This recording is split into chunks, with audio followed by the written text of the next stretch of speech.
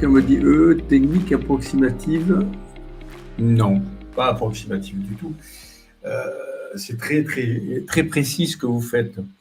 Alors, il y a des choses à comprendre dans cette technique quand même. D'abord, l'ordre. Vous respectez l'ancrage d'un côté, vous respectez des battements. C'est un ensemble. Vous avez à la fois des mouvements oculaires à l'intérieur, des ancrages qui vont équilibrer les deux hémisphères. On va travailler avec les deux. Et vous avez un encodage. Voilà. Un encodage qui sert à faire du transfert. Et puis, il y a, alors si on descend dans le détail, chaque geste est assez précis. Par exemple, quand vous faites fermer les yeux, comme ça, avec les deux doigts devant, l'idéal, c'est même de faire 1, 2, 3, fermer les yeux, assez près du visage pour que la personne ait un battement de paupières. Ce qu'on cherche là, c'est qu'elle ferme les yeux, clair, mais on cherche un battement de paupières. Parce que le battement de paupières, c'est une des techniques qui fait aussi partie de l'encodage oculaire. Si je prends ma baguette là, et que je demande à la personne de contacter un souvenir traumatique, et que je lui demande de déplacer son œil tout en pensant à ce souvenir traumatique, je vais m'apercevoir qu'à un moment, je vais déplacer ma baguette, ça va faire ça. Voilà. Il y aura un petit clignotement des yeux. Alors, ce n'est pas le seul indicateur. Hein. Il y a un clignotement des yeux et une stagnation et une vibration du regard à certains moments. Donc, oui, il faut provoquer la descente. Donc, la distance au regard, oui, si vous êtes trop loin, ça ne sert à rien. Hein. C'est ce qu'il faut. On s'approche pour justement que la personne ait le réflexe de battre des yeux. Si vous êtes assez près, elle a le réflexe de battre des yeux et ça provoque un encodage. Alors, pour une personne qui a eu un accident, voilà, c'est écrit en plus grand, c'est mieux. Merci la régie, merci Tom. Progression, depuis peu, il n'y a plus aucune progression et les docteurs le classent tétraplégique. Je ne sais pas. Je ne peux pas vous dire, l'avis médical est important. Ça peut être une technique qui peut aider. Dans certains cas, c'est une technique qui peut aider. L'hypnose aussi est une technique qui peut aider dans des cas comme ça.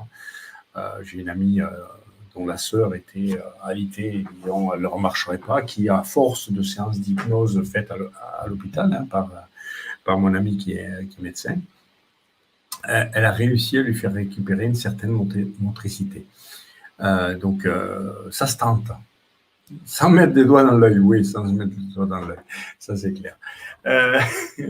C'est clair. Donc, vous voyez, cette technique est très précise. Et c'est vraiment, il faut respecter le fait que ce soit du 11 heures, le fait que ce soit du 1 à 2 heures de l'autre côté. Il faut vraiment respecter ça. Chaque geste doit être respecté si on veut que la technique fonctionne. Après, il y a un petit exercice à faire une fois que la personne a récupéré. Vous lui demandez de faire une visualisation en regardant là-haut, donc dans le visuel. Hein. Alors, si elle est inversée, ça sera de l'autre côté. Hein. Mais si elle est en état normal, comme la plupart des gens, dans le visuel construit, de l'image de la ressource. Voilà. Et ce, pendant une semaine, 2 fois par jour, c'est une prescription. Et ça, là, vous avez recablé. Ce qu'on va faire derrière. Ouais. Ouais. Ce qu'on va faire derrière, c'est d'agrandir. Une fois qu'on a remis la connexion, on va agrandir le réseau de connexion en créant une autoroute, en faisant cet exercice. Moi, je le prescris une semaine, 2 fois par jour, ou 3 si veut la personne, mais avec 2, c'est suffisant. Et en général, au bout de 3 jours, elle a tout récupéré.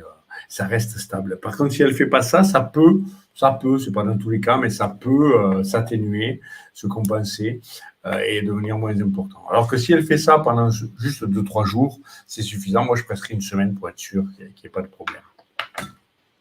Et je l'ai utilisé avec ma mère qui avait un...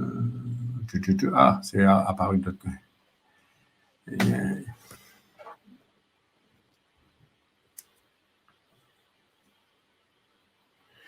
Alors oui, oui, oui. Moi je l'ai utilisé avec une personne qui avait une paralysie de tout ce côté, une insensibilité, c'était comme du carton pour elle, tout ce côté-là.